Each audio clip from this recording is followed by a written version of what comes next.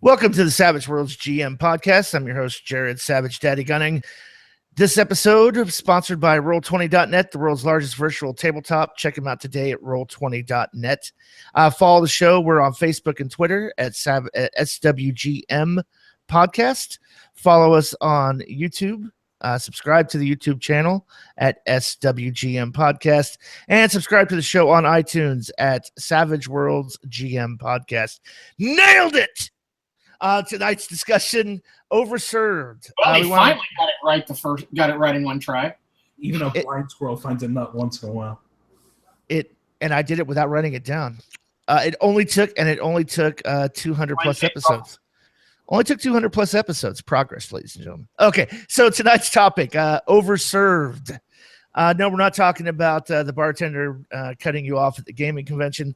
We're actually talking about genres in the Savage World space between Savage Worlds Pinnacle and licensees, certain genres that may be oversaturated in the market, as well as, by comparison, those genres that are underserved.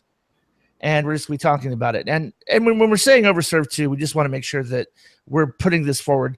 This is not a pejorative term when we say overserved. We're just talking about the grouping of what we have for certain genres versus other genres. And here to discuss it, Dave. Although it says Dewey beat him and how, I'm going to stick with the the rules maven, Scott. Good evening. And as always, some call him Jib.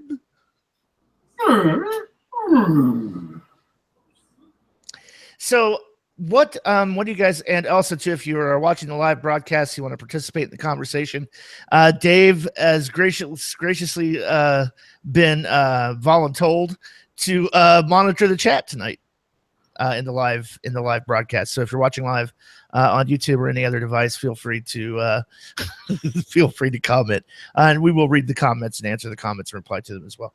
So let's talk about overserved genres in the Savage World space.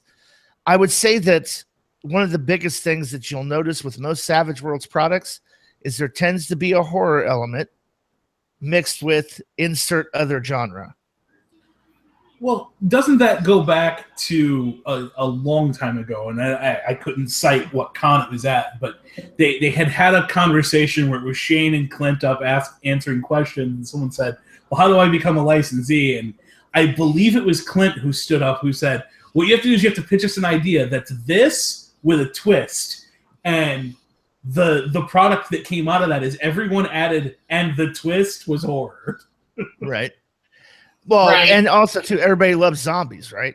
I mean, zombies just make a game better, period. Well, zombies and Nazis are easy enemies, and zombie Nazis are the easiest of all. Well, and I think there's that. Nobody has the tiniest qualm about crushing a zombie's head or shooting a Nazi in the face. Nobody has a problem with that. Yeah, but you start asking them to do that to school children, and they get a little squeamish, and the rating on it goes up. I don't get it. Hey, sniper dude. Hey, there's a small child walking towards your outpost carrying a big covered basket. Well, make and him stop!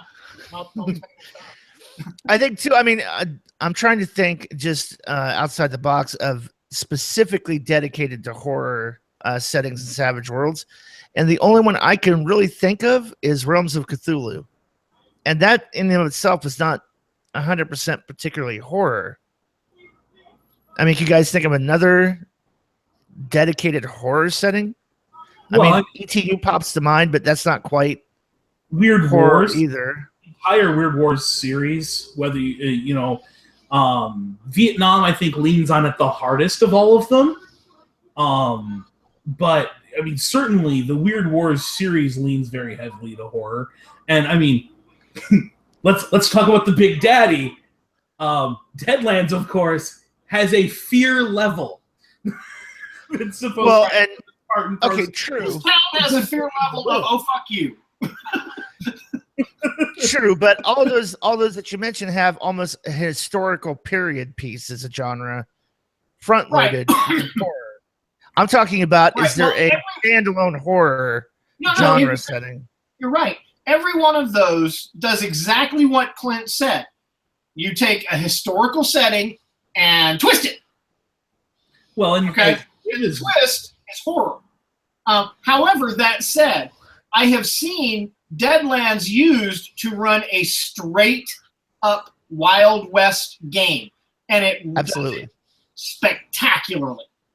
Well, and Jim, you've said this before, that horror is more of a salt shaker. It's something you're going to add something else to bring a flavor to that particular session or series of sessions. Horror as a genre, no one's written Cabin in the Woods as a setting for Savage Worlds, but everyone's written, here's how you add horror to our setting. And some settings, Deadlands, Weird Wars, some of these ETU are based very heavily in that being a common theme. But horror is, again, something you kind of add when you need it. Well, I would say if you're talking about something that really spotlights the horror as a setting, I would have to go with Rippers, because it's the Victorian Gothic era to begin with, and it really the monsters play a huge part in that. But do you consider that more of a monster action movie than horror, or it's a Victorian era monster adventure flick with horror elements tacked onto it? I'm loath to pass judgment because I just don't like Rippers, so I haven't played it enough to know, is it some GMs run it as horror, other GMs run it as League of Extraordinary Gentlemen. I think you're going to get both of those, and probably a multitude of other variants on that theme. Yeah. I have not run it. I used elements of it in a couple of different games. I have my thing that I don't like about Rippers is I don't like Ripper Tech. Other than that, I like the system. I don't like Ripper Tech, where you take bits and pieces off of the monster and graft them onto yourself. I don't dig that in a game. But having a Victorian age game with monsters and horror, I'm all over that. I'm totally down with that idea. See, and I think though, for me, if I'm going to do Victorian monsters horror, I'm going to go Solomon. You're going to go Solomon Kane? I can see that. Yeah. I could totally see that. One of the things about Rippers is that it has this idea of the Ripper's Lodge. Right, sort of like a Victorian MIB. I always look at Rippers when I see it, and I would put that as a Gothic Victorian Men in Black, but instead of aliens, it's monsters. I mean, that's kind of how I would elevator pitch Rippers, because there's a section, there's actual rules for creating those lodges as a resource where you can create the Ripper Tech or tools, or, as a connection base and a monetary base where you build it as a lodge member. So I'm going to go ahead and answer Carlin. He asked in chat. I'm assuming directly to me because I was the one who said I don't like it, and Jim also said he doesn't like Ripper Tech. How can you not like that? We're flooded with cyber all the things, but bio implants isn't awesome. It's not that it's bio implants. For me, the entire problem with this is I'm a monster hunter. I have a hatred for all the creatures of the night, except I'm going to slowly become one by grafting pieces to my body. Now that said, and I agree with what Dave just said. That said, I do agree with the slowly becoming the monster yourself, but not in the way that it's described there. Yeah. Sorry, cop was just going by. There's that whole loss of humanity by becoming this hunter who's, cold. I want you to lose humanity. But I want you to lose your humanity on the inside. Yeah, I want you to lose humanity through your actions, not because you added. Because then at the end of that arc, when you have done all these monstrous things, and you've done these terrible things, and you're in that moment ultimately faced with a fork in the road. What are you gonna do? Right. That is the moment of that game. because that is the moment when the character goes, I embrace the monster and I become the monster, or I push the monster away and try to redeem myself. Right? But that's all on the inside. It's not on the outside. But he raises a valid point about cybertech is okay. Although honestly, I have some issues with that as well. I'm constantly reminded when I think about cybertech of a conversation my father and I had when I was a wee small child. And none of you, I mean, you probably would not. A TV show way back in the dawn of time called The $6 Million Man. Yes. No. $6 Million Man. Yes, exactly. But the $6 Million Man had been almost killed in a plane crash, and they had replaced his legs and an arm and an eye. Okay? And yet they would show him running through like a concrete wall, which was very cool when you're, 9. And, that's very cool. And my dad, who I'm going to point out was a physics PhD, just so you know, walked up, looked at that and went, won't work. Because no matter how strong you make the cybernetic limbs, they're still attached to a human body, which is only as strong as a human body. The meat fails. Cybernetic limb does. All of that combined, absolutely correct. I thought it was ironic that the super high speed was filmed in slow motion to represent super high speed, which amazing. Just amazing. So to bring this kind of back to what we were talking about initially with the overserved idea, I think whether there's a book out there for sleepaway camp or any of the tropish kind of just pure horror type things, I think you could absolutely put horror in the category of overserved within Savage Worlds, simply because Jesus Christ, the amount of material you can harvest from all of the different settings that are out there, between Deadlands and ETU and the Horror Companion and Rippers and Solomon Kane, you can't turn around in Savage Worlds without bumping into more horror setting rules than you need. And honestly, I think that's a place where some of that, if it was more under peg, if there weren't as many licensees involved, I think at some point you would see kind of a distillation of that into these are the actual horror setting rules, and they're just used in all these different places. Right. Well, I could think of one, actually maybe two settings that are actually, I would consider leaning more towards a pure horror setting, and even then, the whole War of the Dead, and oh god, what was it called? Yeah, War of the Dead and World of the Dead, the follow-up. What's that? Army of Darkness? No, I'm talking about the actual zombie apocalypse setting. The actual zombie setting released for Savage Worlds. There isn't an Army of the Dead setting, Jim. But so it's called War of the Dead. Well, and I would also put, I think there's also one that was called Vampire Earth or Vampire Apocalypse. That one's not ringing a bell, but then again, quite honestly, as much as I'm a maven of all the stuff I've ever owned and read, there's a lot of Savage out there that even I haven't seen. I do have a limited budget, gentlemen. Well, and to Dave, what Dave was saying earlier, that it is such an overserved, saturated part of Savage World settings that you could harvest 3 different sanity mechanics from versions of sanity mechanics from all those books. Realms of Cthulhu by Reality Blurs. Rippers has its own sanity mechanic as well. There's a sanity mechanic in the Horror Companion as well. I mean, you got 3 different versions. There's 4 or 5 zombie NPCs floating around out there as far as core versions. Each of those have their own offshoots, but I mean, just like a core set of stats for what a zombie is. That's out there at least 4 or 5 in 4 or 5 different settings that are generations. I think that zombies are overserved in games across the board, not just in Savage Worlds, but everywhere. I'd agree. And in media, they're overserved in media. It's been overdone.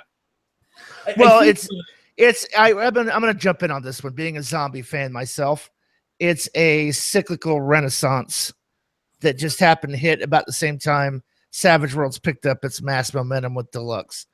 I mean, because you had the huge zombie craze with the Romero thing in the late 60s, early to mid 70s, and then zombies kind of just quietly went away, and then bam, 2010, 2011, just whoo, it's zombie this, zombie that, zombie this, zombie that. From video games, movies, comic books, the popularity of The Walking Dead has a lot to do with the oversaturation of zombies. It also has to deal with to a larger extent. It also deals greatly with what's the societal focus, because zombies is that very specific attrition and that mankind is our greatest enemy. Not there's not some big bomb out there. There's not some bunch of guns. It's the betrayals, and that when there's no more power and there's no more, no one's coming to save you, and now you have to stand up to all the other people on your own. That mindset comes out of kind of the civil strife we're experiencing around the world right now. Whereas I'll buy that. Interestingly, the high action stuff, because we were just coming out of the Cold War and stuff. So. Interestingly enough, I would pitch this whole zombie surge in popularity happened around the economic downturn of 2008. Just gonna put that out there. I have no proof one way or the other. What I find interesting is that I've run Apocalypse World, which is exactly what it sounds like. It is the Apocalypse World engine game, where the world has, as we know it, has ended. It ended some 50 years ago, and you craft what caused the world to end at the table as you're beginning the game together as a group. Okay, in all the times I have run or played Apocalypse World, I have yet to see a zombie apocalypse. Yeah. Well, the aftermath of one wouldn't be fun to play in. 50 years later, when there's no zombies left, and it's just the people who had survived the apocalypse. Right, but we don't. But it's a viable reason why the world ended. Oh, it absolutely is. But stop and think about that from an idea of all the games out there and all the movies and everything deal with the actual apocalypse happening, the fall of mankind under the zombie horde. None of them deal with it's 50 years after the zombies wiped us out. Now what? The closest you have is a video game that came out for the PlayStation a few years back called The Last of Us, where there was this version of zombies that occurred, and it's 15, 20 years later, and you're dealing with a society that's kind of fallen into place to deal with it and has found ways to survive. And that's an interesting one, but the zombies are a still and constant threat in that one, because they're not the dead putrefaction type zombie. They're a different type of zombie altogether. But it's not something that the zombie genre necessarily lends itself to, is this long in the tooth 50-year later story. Zombies are very much the immediate threat type of a concern. At least the way they've been portrayed enough in popular media, that that's what everybody thinks of when they think of a zombie. Okay, so I think we're all on the same page. Horror is a little bit of an overserved genre in Savage Worlds, even as a subgenre or add-on, tack-on genre. So to kick our conversation off, Ruben has asked, personally to each of us, what is something that we feel is most overserved in our personal opinion? So, Jared, what do you? I have a personal opinion. It's not going to be a popular one, and so I'm going to preload that. Deadlands. I think it's just overserved. There is just so much Deadlands material, and don't get me wrong. I think it's an innovative idea with the Old West, dealing with zombies, the whole plot, spoilers, Ghost Rock, the whole everything about it. And I understand why it's overserved, because it's Pinnacle's flagship product. I mean, Savage Worlds developed partially out of the original D20 Deadlands setting. And I get it. Never ceases to be the most popular. Yeah. I get it. I totally get it, but enough already. I mean, I'm like, okay, I've had enough. I don't need like a Kickstarter for Rock in a Hard Place. I don't need a Kickstarter for Doomtown. I don't need all this, just deluge of Deadlands material. I get it, but in my personal opinion, I find it overserved. Yeah, I backed the 20th anniversary at the Full Monty, and I'd say that box is fucking gorgeous. Oh, I'm not discounting by any way, shape, or imagination the quality that the Deadlands line is produced. No, I get it. I do. I get it, and I agree. I just bought it because cool stuff. But how about you, Jib? What? What do you feel? What do you feel is personally overserved?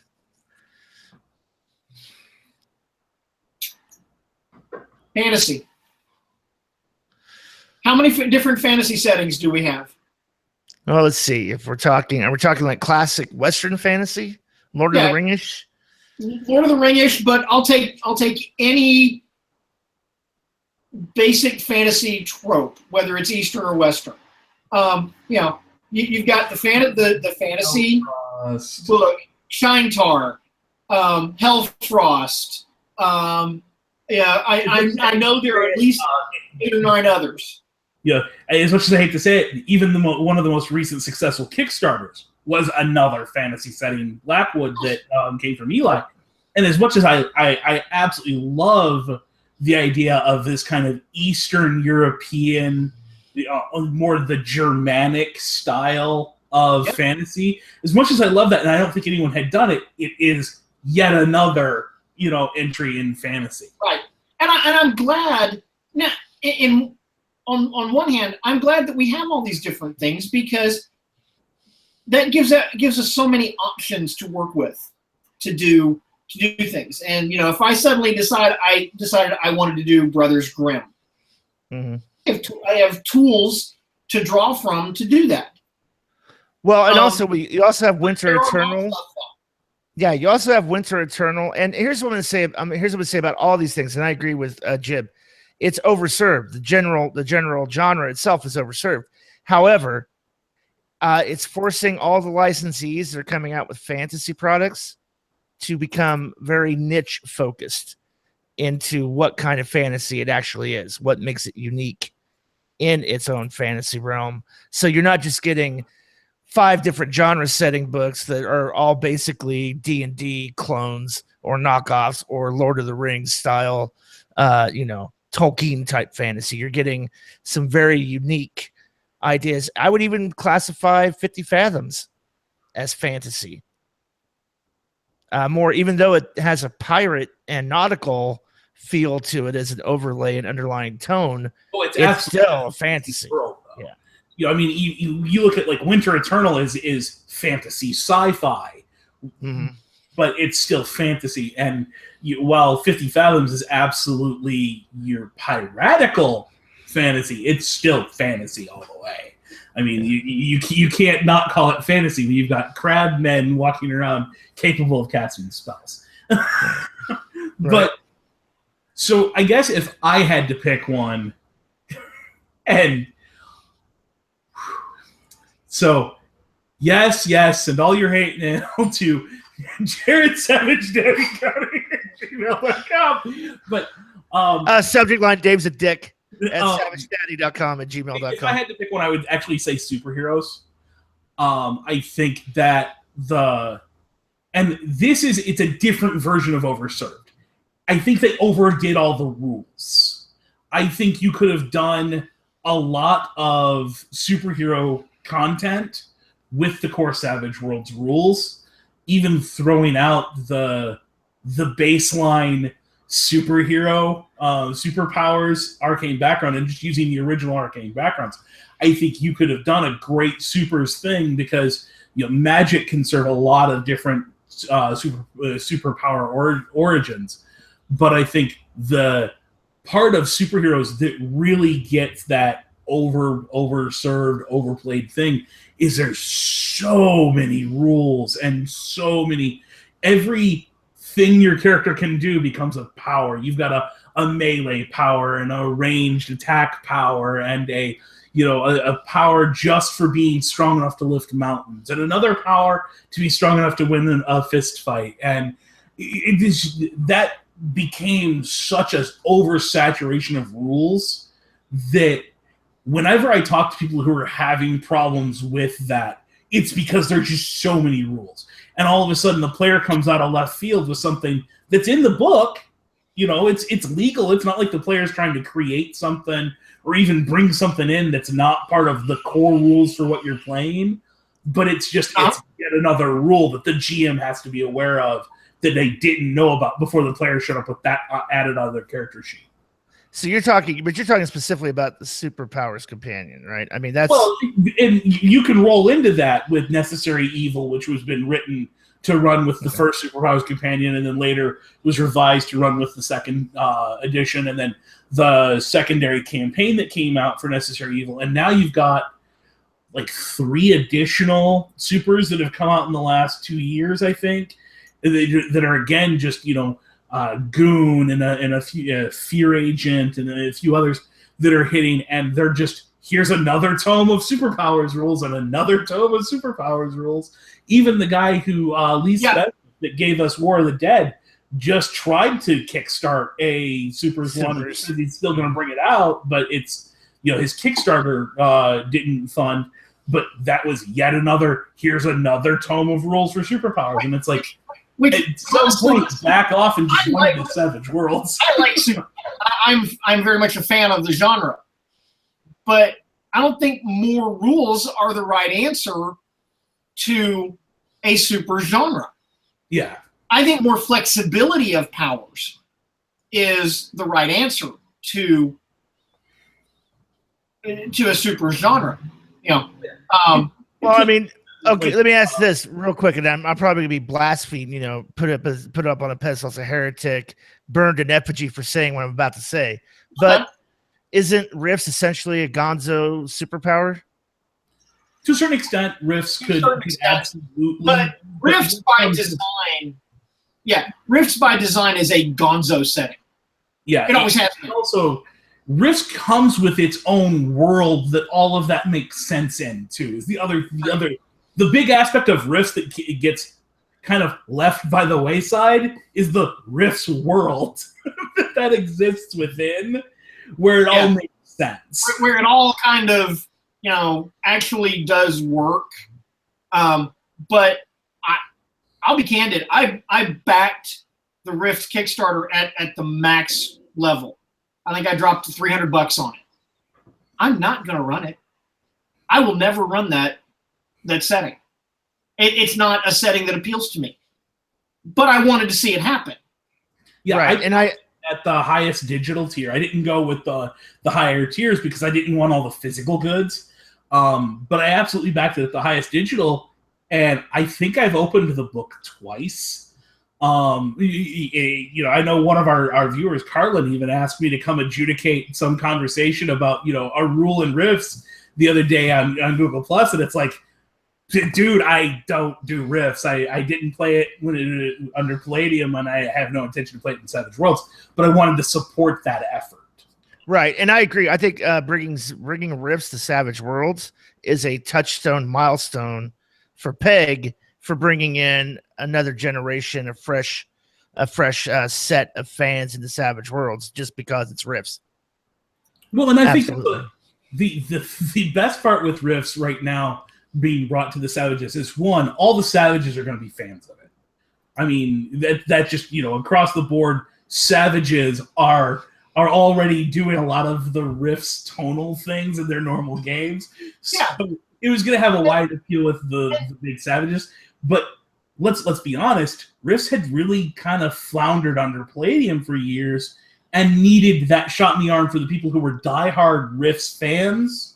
Right. Who weren't getting a modern rule set to play it with. And a modern setting, a modern reimagining of the Rifts setting and the Rifts stuff in a more modern game like Savage Worlds one, it's going to bring a lot of people to Savage Worlds because there are a lot of people who are like, oh my God, Rifts! And, and now they have a way to play Rifts that's going to give them what is ultimately a better gaming experience than the Palladium rule set. Because, okay, if you're a fan of the original Palladium rule set, good on you. It was just bizarrely fiddly and bizarrely complex and just so much stuff to deal with. I think with the Palladium rule set, unless you were roped into it by someone who you knew, the average Palladium diehard fan for Rifts is also 39 years of age or older and have been playing that game since it came out. That's a reason they're a diehard fan of it, is they've beaten that rule set into a certain form that it worked for them. Right. Because there hasn't been you look at like D&D guys, and a lot of D&D fans have left the game because of the fact it's changed 5, 6, 7 different times through its history. Rifts didn't. Rifts today under Palladium is the exact same Rifts that was out there 20 years ago. Right. Well, it also falls under that era of tables and charts and like over expression of rules. The same like with Hackmaster, or not Hackmaster, Rollmaster, and all that, where it's that style of gaming where it's down to the last iota, and the rules conflict against themselves and everything else. I think it's just that kind of bygone era, and I get it. So go ahead. Do we want to let Carlin have his word in here? Yeah. So sure. Carlin adds in chat, and I'm going to get crucified for saying this out loud, even though it's his words. I really feel that the Superpowers Companion 2, it regressed players back into the D&D mode of, well, my power says I get to do this. Why are you railroading me mode, ditching trappings yet again? I don't necessarily think Carlin is wrong. I think the bigger aspect that I see with Superpowers Companion 2.0 is great idea, but I think when the rubber met the road, it was a slightly poor implementation. You can see some amazing kernels of just savage gold in that book that just, when the rubber meets the road, don't feel like they worked 100% and maybe needed a couple more, times through the design mill to get buffed up a bit. Well, and I'm not a fan of supers in general as a genre. I'm not a fan of the Superpowers Companion either, but especially the second edition. I will say this: the death and defeat mechanic, genius, just pure genius. The treatment of races, all characters are just human, and race is a trapping. And then you buy your hindrances and your powers and your edges to tailor your race. If you want to be an agile elf, you buy acrobat, and you buy anemic so that you're reduce constitution against fatigue and whatnot. Right. There were a lot of really interesting things you could do with some of the great ideas in that book that trickling down into just your everyday other settings versions of Savage Worlds were great. That's why I say that book is full of great ideas, but some of the implementation just falls short. All right. So let's talk. Do we feel that there's any other area of Savage Worlds licensees or, published PEG product that is overserved as a genre? As a genre, I want to put that out there. I'm going to throw this one out there. Pulp? How many more versions of a generic toolkit to do Pulp do we need when, to be blunt, that's what the goddamn set of rules were written to do from the jump? I mean, you don't need to diminish mooks any more than they already are. Yet we see some toolkits come out and do that. You don't need to buff up wildcards any more than they already are. And yet we see that happen with some of these.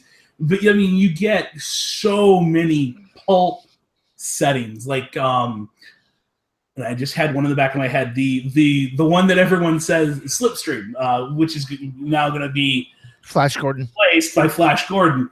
You know, how many of these do we have that, quite honestly, could have been done with just the core rules? And now we've got, again, I can grab 30 different books for reference for, here's another pulpy rule to add to Savage World. Excuse you, Jib. Did you eat off the breakfast burrito truck this morning? I thought he was leaving the conversation because I used the word pulpy. Sorry. Yeah. Well, I mean, I know we've had this conversation before. Reference Google the YouTube channel. Don't call it pulpy. We have a whole episode dedicated to why Savage Worlds is not just a pulp setting, but we also in that discuss what pulp is or isn't. I mean, it is so intertwined. There are so many elements of pulp in everything. And we're not even talking Savage Worlds, that it's almost unfair to call pulp a genre. I mean, it's I wouldn't call pulp a genre. I wouldn't call horror a genre. I would call them flavorings for genres, because a genre is, what is the story about? Well, I would say that to me, if we're going to put a pin definition in pulp, it is that 1940s Indiana Jones, Nazis, world domination. For a while in other media, they stopped calling it pulp and started calling it adventure. Yeah.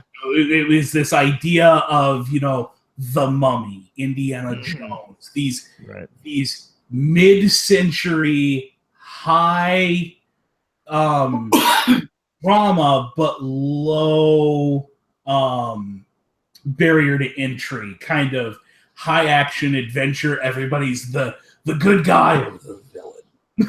Right. Well, you could also say too, the pulp genre also included in that. I mean, street level supers are pulp. Guys that don't have quote unquote superpowers, they just put on costumes. The Phantom. And fight crime.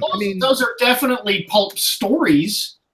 And they satisfy the pulp stylings.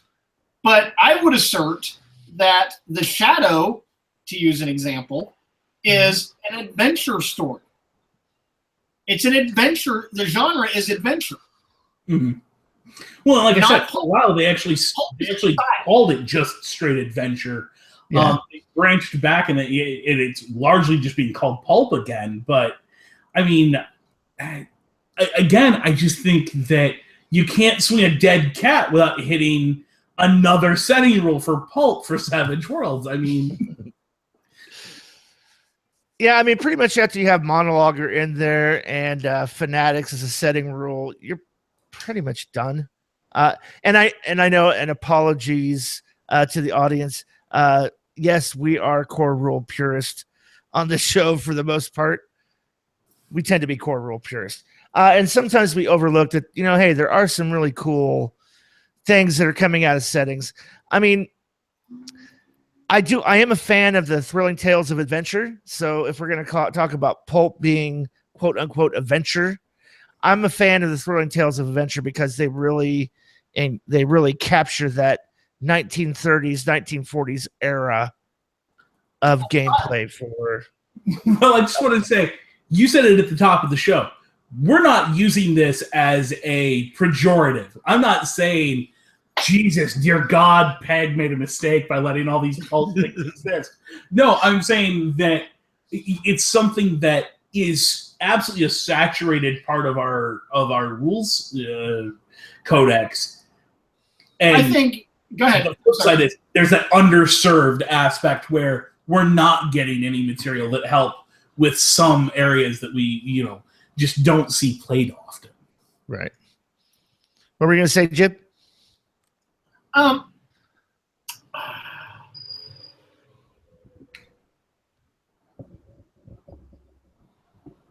When we look at pulp styling,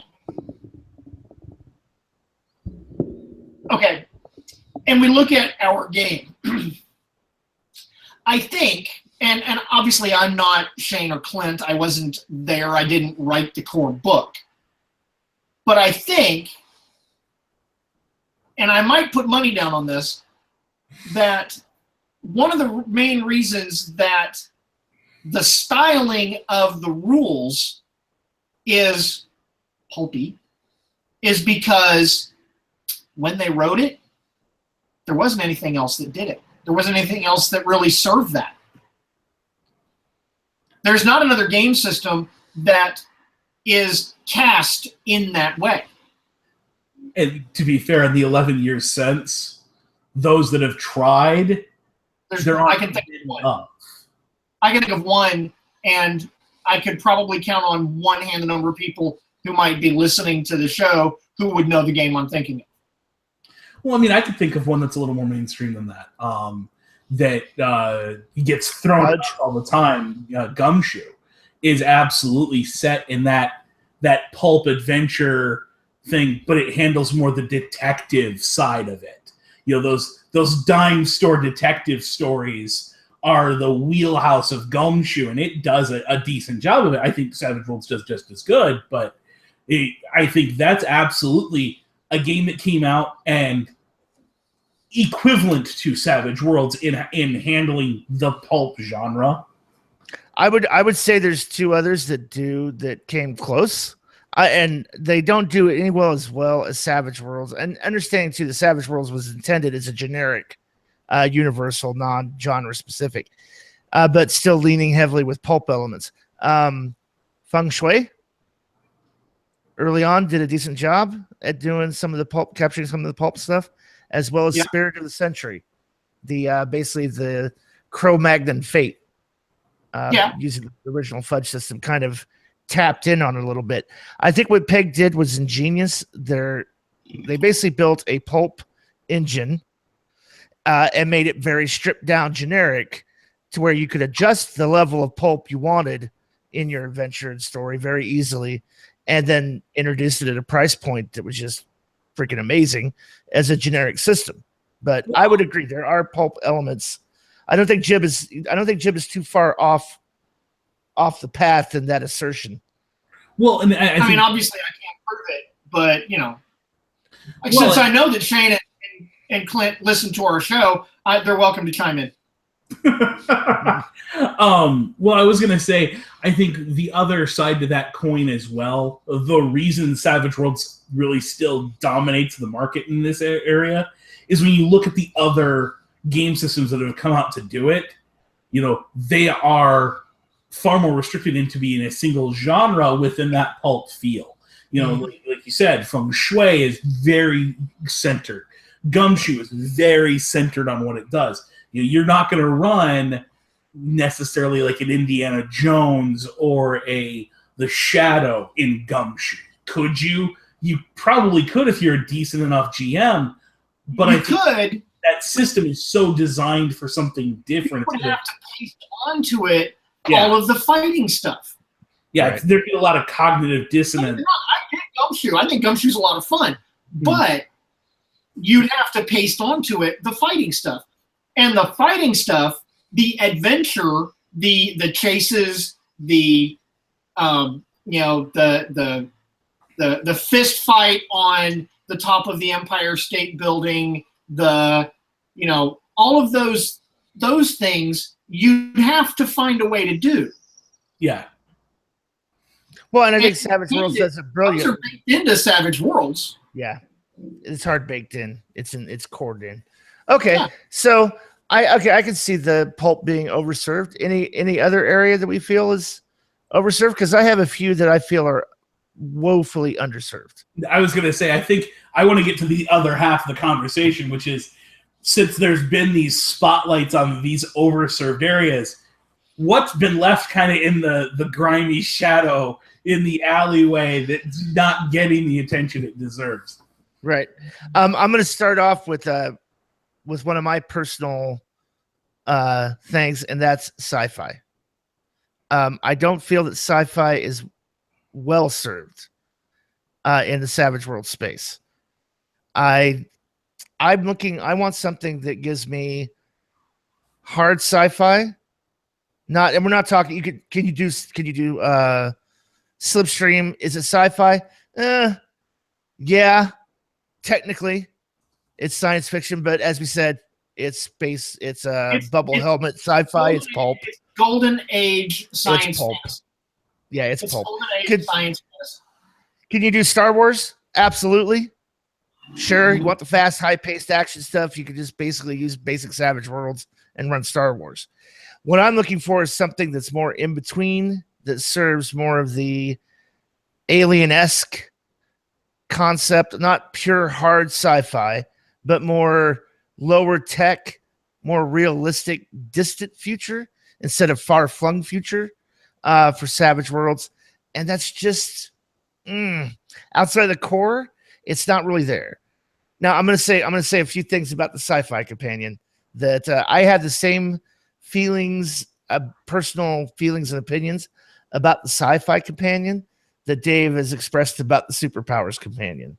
I think the two of those books are, because they were developed in tandem or in parallel at the same time, suffer the same general issue. Too much.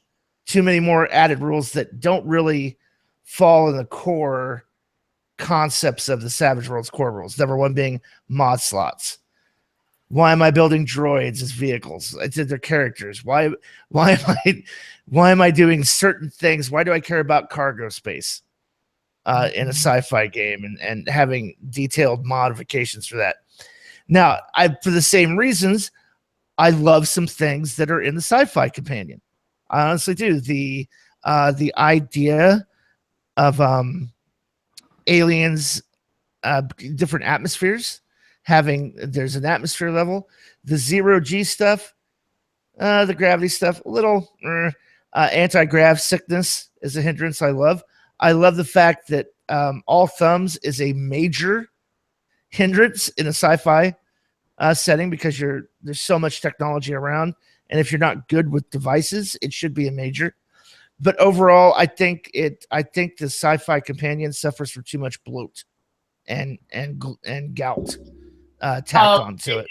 It's not, in and of itself, it's not as bad as other sci-fi settings, or actually I'm specifically thinking of a cyberpunk setting that wildly tries to be too many things to too many people. Right. We're talking about, was it not Ground Zero? Oh, it completely slipped my mind. I cannot think of it. Interface Zero?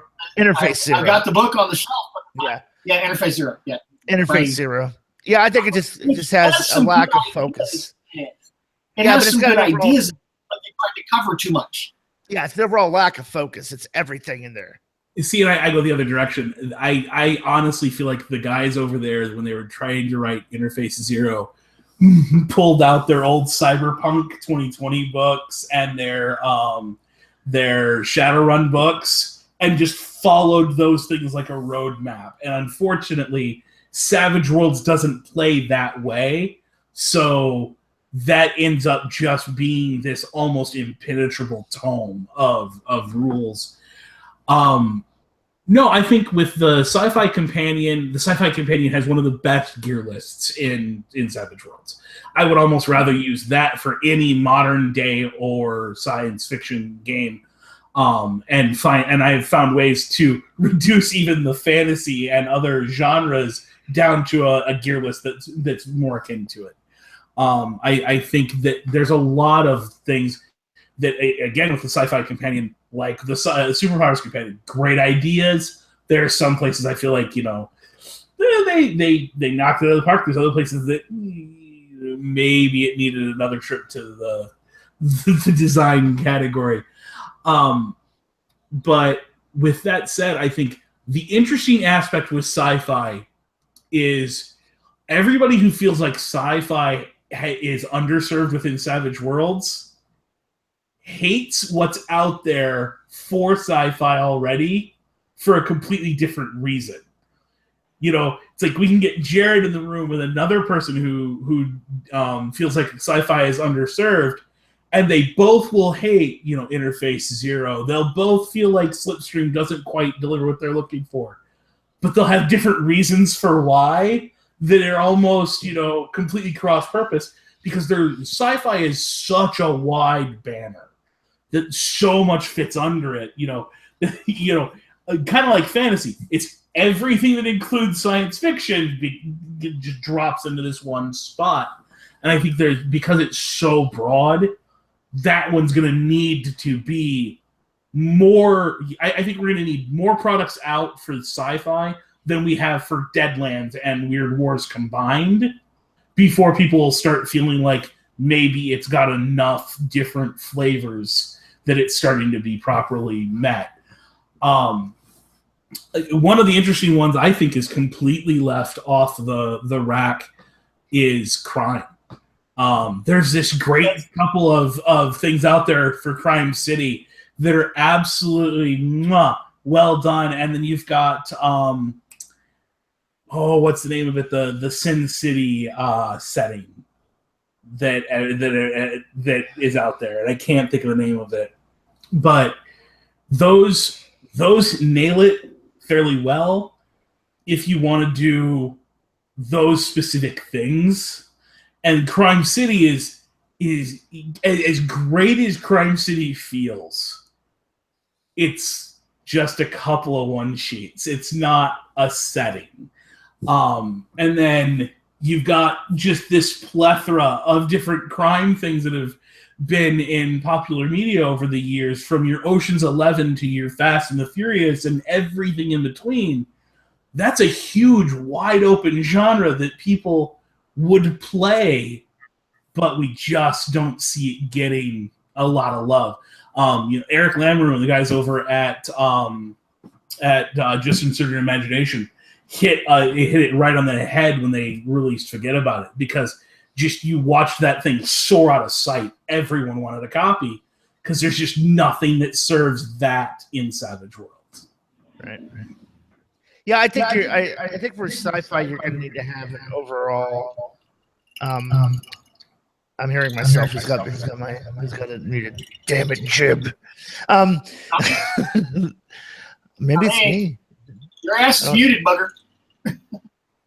So am I. For some reason, I heard myself back. Maybe I heard myself back through the microphone. At any rate, I think that you're good. When I say sci-fi is underserved, I'm not just talking about the sci-fi companion. The sci-fi companion, that's just a personal pet peeve of mine. There is the last parsec, so I mean there is some variation in that kind of universe for Peg, but really what you end up having is last parsec is a plot point campaign for the sci-fi companion. What I'm looking for is something that gives me the same feel, a universal setting, a set, a world, and everything that gives me gameplay similar to The Expanse on Showtime, where it's interstellar colonization, not a lot of super mad, crazy, high-tech, cybernetics, and everybody's got an eyeball and blah, blah. No, calm that stuff down. More something like the Aliens universe, where just below light speed travel is possible, but it still takes you a month or weeks or years to travel to another solar system in cryo. Things like for anybody who was growing up during the 80s, Sean Connery's Outland, where he's on a stellar mining facility. Oh, it's a horrible movie. It's a horrible movie, but it is fun. It's an example of what I'm talking about as far as sci-fi. You have ceramic bullets or some kind of like taser gun, and that's it. There's none of this, highfalutin laser, crazy laser stuff. So, I mean, that's the kind of, and I would call that not hard sci-fi, but then again, not total fantasy either. But you need also, I think you also need a market where transhumanism is done. And if you really look at it, Savage Worlds, there is a decent amount of quote unquote sci-fi, but most of it's coming from the licensees rather than Peg in particular. You've got Nemesis from Grammel Entertainment that is basically Space Marines versus Cthulhu. I mean, basically, it's what you've got with that. There is Grandma actually puts out 2 Time Zero, their time travel adventure. So I mean, there is space there. There's is it Prime Nova? The one that Sean Patrick Fannin did, started as a Fate game. I want to call it Nova Praxis. Is that it? Nova Praxis sounds a little more accurate, but I mean, so there is some sci-fi stuff there, but still a fairly underserved market. And for the same reasons that Dave brought forth, you need different sub niches within it for it to really set out as a sci-fi being a well-served market, a well-served genre. By that, I go with modern urban fantasy. I was going to ask what yours was. Anything modern is just there's not really much there to do anything modern with. Yeah, I mean, when you stop and think, especially when you throw in the word fantasy, that suddenly kicks it over to something that's more akin, less Streets of Bedlam, which is the one I couldn't think of earlier for crime, but more EQ, where it's the supernatural is happening. There's fantastic elements that are going on. Anything, and that would cover anything in my mind from like Dresden Files to Shadowrun. Yeah, I can see that. Right. I think a Shadowrun setting for Savage Worlds would be spectacular. Be a spectacular project to do. Now, a lot of people will tell you that's Interface 0.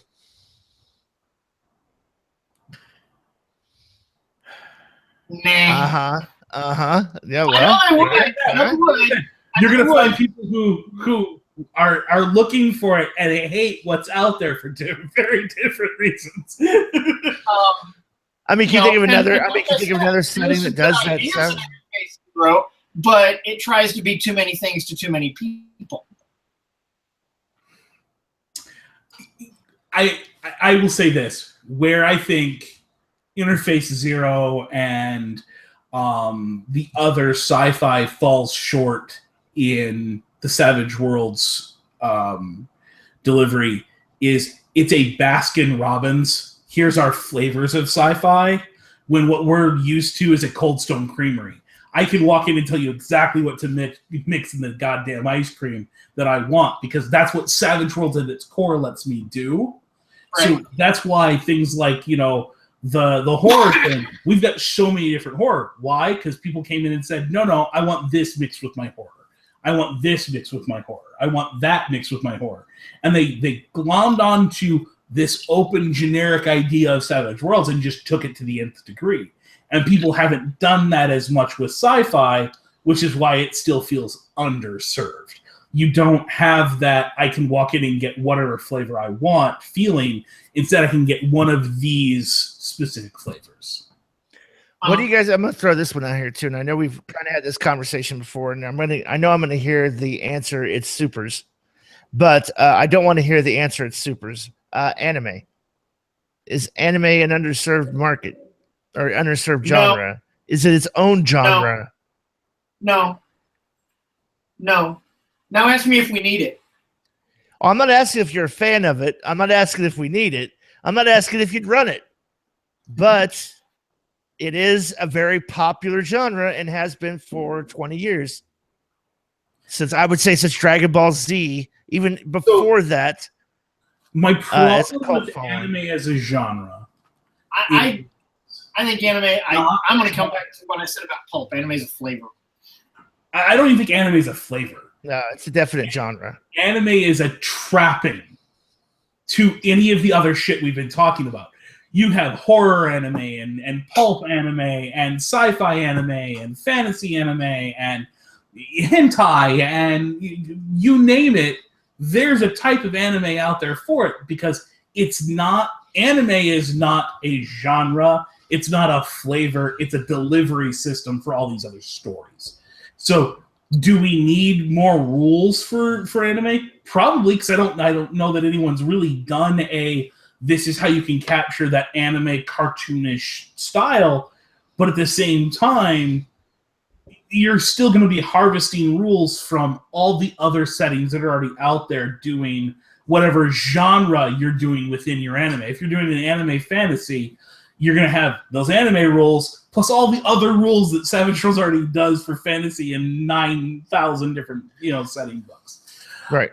Yeah, I think that's the bigger issue with anime is that the people who like anime, they can handle it right now with trappings, but I think some more anime-specific rules might help them.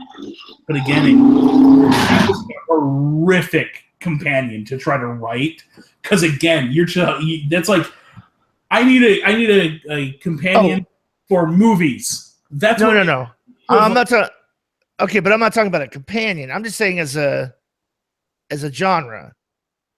Can you think of any anime settings that are out there for Savage Worlds? And I would be, even though what you're saying, Dave, I agree with you. There's different versions. There's psychic horror. There's vampire anime. There's all different kinds of anime. Hentai. Okay, so not a fan of hentai for obvious reasons. Would not fly as a Savage Worlds license for obvious reasons. But you can't deny that hentai is a genre. I mean, there are certain specific things about it. About hentai? Okay. Yeah, calling hentai a genre is like saying movies are a style. Genre. A style. Are a genre. Okay, it's a style. It's a style. It's got nothing to do with genre. But I'm not talking about creating an anime companion. Oh God, no. But an anime setting. And I'm hard pressed to think of an anime setting at all for Savage Worlds. Is all I'm saying is it's underserved. There's nothing out there. I mean, there's a role-playing game, Big Eye, Small Mouth, dedicated to anime. There's no setting for Savage Worlds that's dedicated to anime, is all I'm saying. To be fair, I would say, I know one of the Streets of Bedlam game I played in with that Eric Lamoureux ran, he ran it. The Streets of Bedlam was all Muppets. Mm-hmm. The entire world, the characters were replaced with the Muppets. And that became kind of an anime version of what we're talking about. So again, I think that can really be handled a lot with trappings. But no, I don't think straight up there's a setting out there right now that its style delivery was set at anime when it came out. You look at Interface Zero. Interface Zero works perfect for a lot of the sci-fi anime that's out there, but you'd have to add the whole anime thing as a layer of paint over top of it. Right. Because that world's absolutely written to be more Blade Runner, cyberpunk, Shadowrun than it is anime. Okay. Just throwing it out there, something that's possibly underserved. And we were talking in the green room before the show. We think that, and just an opinion, one of the reasons why Chris Savage, Mommy Fox's most recent Kickstarter for Buccaneer through Hell and High Water funded as quickly as it did may be that pirates is an underserved genre in Savage Worlds. I mean, you could argue there's 50 Fathoms, but that's, as we said, high fantasy with a nautical theme. And then there's Pirates of the Spanish Main, which is more like Pirates of the Caribbean or real period piece, accurate. And I mean, let's be fair with Pirates of the Spanish Main. The fantastic elements of it, the ghost ships and stuff like that, don't get talked about. And with 50 Fathoms, it would be very hard to lift that and do what you do with Deadlands and run 50 Fathoms without the fantasy, where you could run Deadlands without the horror. It would be 50 Fathoms is very melded to that fantasy thing. Right. Which is why, again, I think you're right. That's why something like that really does take off. Is it's an underserved niche right now. But I think that's the biggest problem. Is, let's be honest. At the end of the day, every product for Savage Worlds is a niche product. Oh yeah, absolutely, absolutely. In whatever way, shape, or form you want to look at it. All the love for Gumshoe. Is there a Gumshoe alternative for Savage Worlds? Yeah. Deadlands Noir, to me, is a Gumshoe alternative. It really does focus. It's got mechanics in there for interrogation, for, what's the word they use? Not pounding the pavement, but like investigating when you go and where the detective legwork. That's what I'm looking for. It's got a whole investigation mechanic built into it, specifically for it. A lot of the rules focus on more non-combat-y, at the end of the day, more G-rated, family-friendly violence of everything's settled with a strong, stiff punch of the wrist. Boom. It's got the songbird type thing from the 1940s, the whole with the perform skill. So, I mean, it's kind of serving it, and I think it's a great product. I think Peg does. We've talked about this too, that they basically hit every historical period, right? I mean, there's almost a Deadlands setting for every historical period going back to Weird Wars Rome, with the caveat that and horror. Do we think that just a pure period piece necessary, or is it underserved? Like, I want Civil War. I would say that the Weird Wars settings give you enough historical material to do a historical game if you so chose. Yeah, I was gonna say your Weird Wars series, especially when you couple that with the fact that you've got Deadlands out there, you can harvest so much from those. And here's the problem with historical role playing. Alt history kind of role play and even true history role play is so niche. I think in the entire time I've been in the Savage Worlds community, I've met two people who actually that's their thing. They are on fire for historical role play. Mm-hmm. A lot of other people are willing to do it. There's a good number of us who will jump into any game we can get our hands on. There's a good number of us who are willing to play in something like that because it kind of feels like other stuff. But at the same time, I think, that is such a niche genre. It's hard to say that it's underserved. Where I would say you're going to see more of an underserved thing is things that deal with your high action vehicle stuff. Carlin Kendrick touched on this a little bit in chat where he said, vehicles are so complex within Savage Worlds that it kind of falls apart for him and he has a hard time running it. And I think that so many people are in that same vein that when you see something like, Fast and the Furious, I got one guy on Google Plus who asks me every time we talk, hey, the new Fast and the Furious is out. How would you do this in the movie in Savage Worlds? How would you do that in Savage Worlds? Because he really wants to be able to capture that feel of all these high-powered vehicles in, Savage Worlds. And then you can, you go the opposite end of that spectrum. And, recently I did a thing on Battletech, and I had a lot of people who were constantly hitting me up going, hey, can I get a look at those Battletech rules you're writing? Because they want to be able to do this mecha combat. Well, the trick is to really look at the way the rules are written, especially the rules that are in the Sci-Fi Companion for vehicles. They, as much as Jared grouses about them, they actually work a lot better than I think he realizes.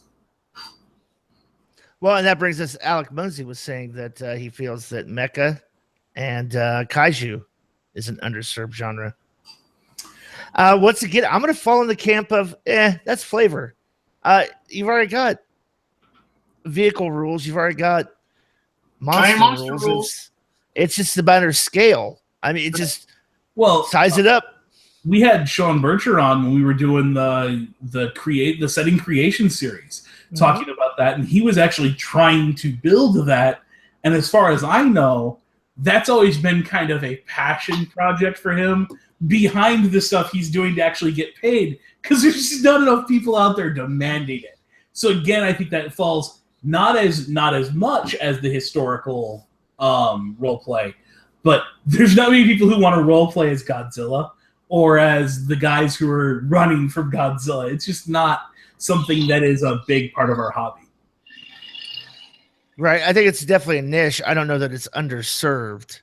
as a genre or as a product overall. Any other thoughts about what you guys feel is underserved in Savage Worlds? Nothing leaps to mind.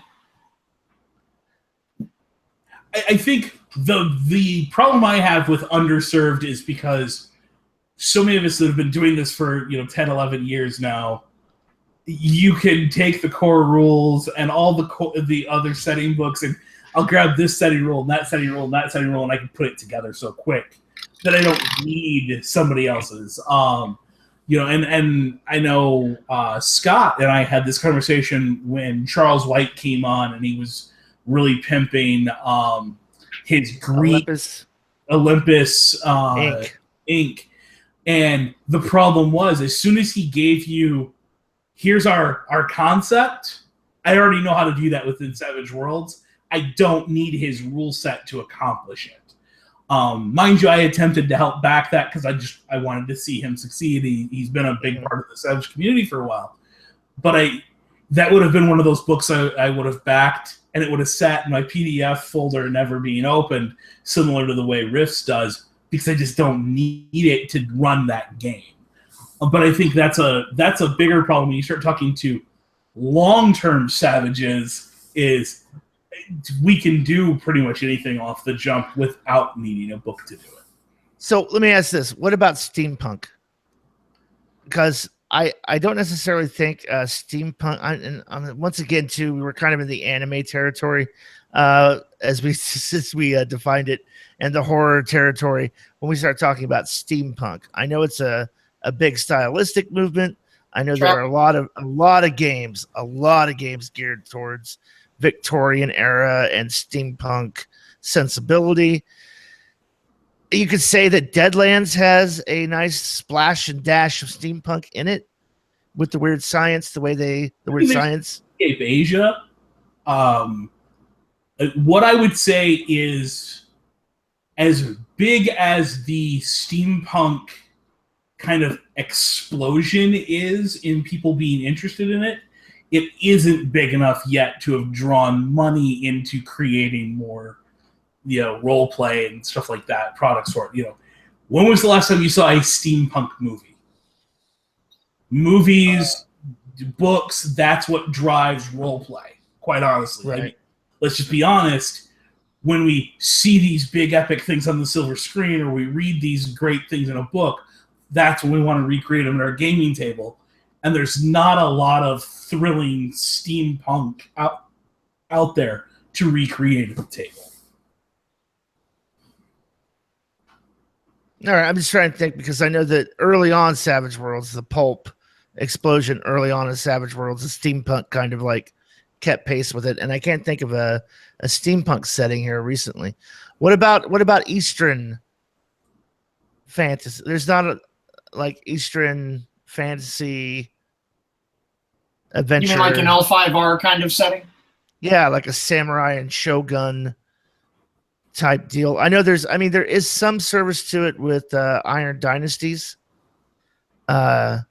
which is a Reality Blurs product where you can have bamboo mecha and things like that. There is some fighting style, but my impression of it when I read it was like, this is really just over tricked out Savage Worlds, unnecessarily overly tricked out. Like different fighting styles. There we go. Martial arts. Let's talk about, we'll just kind of clump all that into a nice package and call it Kung Fu, martial arts, Eastern fantasy, sort of. Well, is it underserved within Savage Worlds? Absolutely. There's just not a lot of products out there that do it. But I think the reason there is, look at where Savage Worlds is predominantly popular. It's pretty, the core of the Savages are in the United States and in Europe. Mm-hmm. And that's a big part of why that Eastern flavor isn't a big thing. The people who are really interested in that have their own games they're playing to capture it. And the quote-unquote gaijin tourists who are really, really interested in it are playing those because they want to be in the community with the people who are actually from the Far East, who are point. representing it. I think that until you get someone from the Far East who wants to do a Far Eastern martial arts product, right, you won't see a lot of people glom onto it and hang on to it as the core one to play with in Savage Worlds. Because again, we've said this before, there's 4 or 5 different ways to do martial arts within Savage Worlds, all without changing much beyond core. And then when you add in stuff like the actual martial arts arcane background from Deadlands, there's a lot of different options already. Well, and I think too, there have been some settings published for Asian. There's Steamscapes Asia, which combines Asian Far East adventures with steampunk.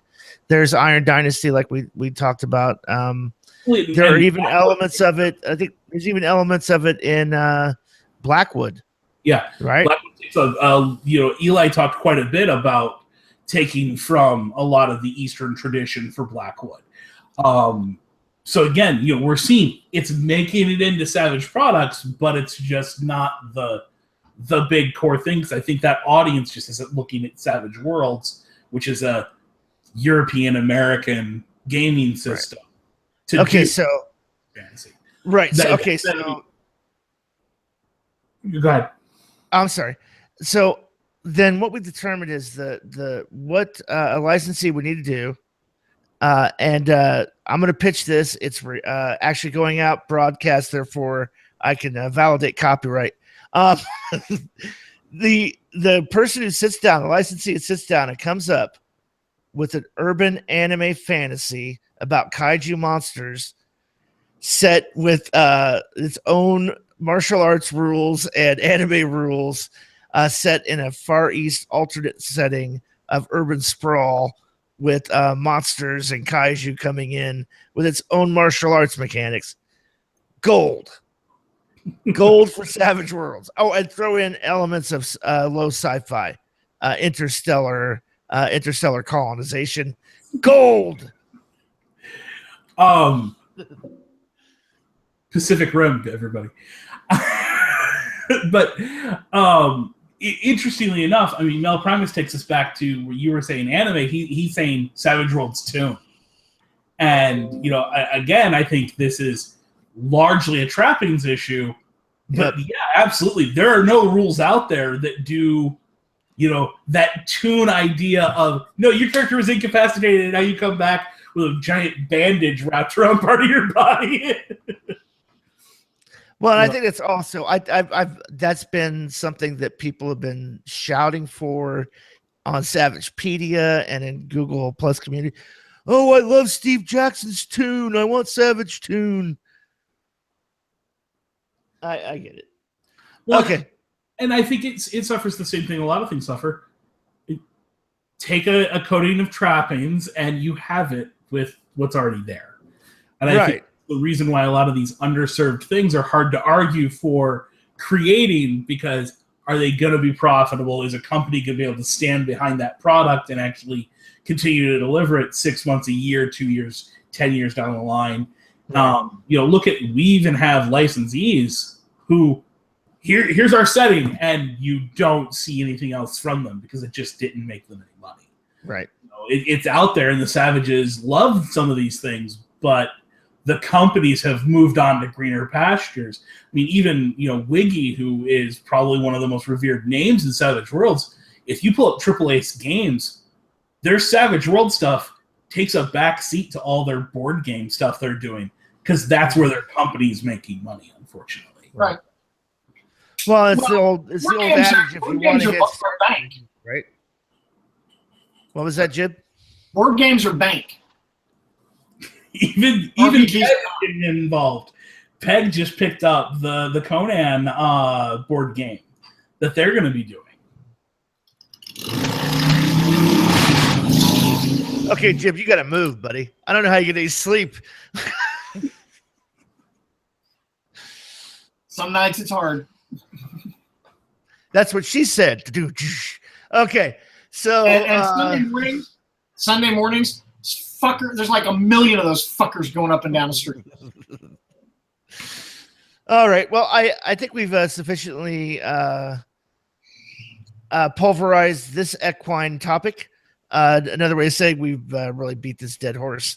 So, unless anybody else has anything that we want to add as a last comment from the live chat, or anything they felt that we didn't cover adequately as underserved. Alec Muzzy suggested Arabian Nights, and Carlin threw out the idea of a Three Musketeers. Trappings. Those are trappings. Well, not only that, they've been done. Yeah, They have been released as settings.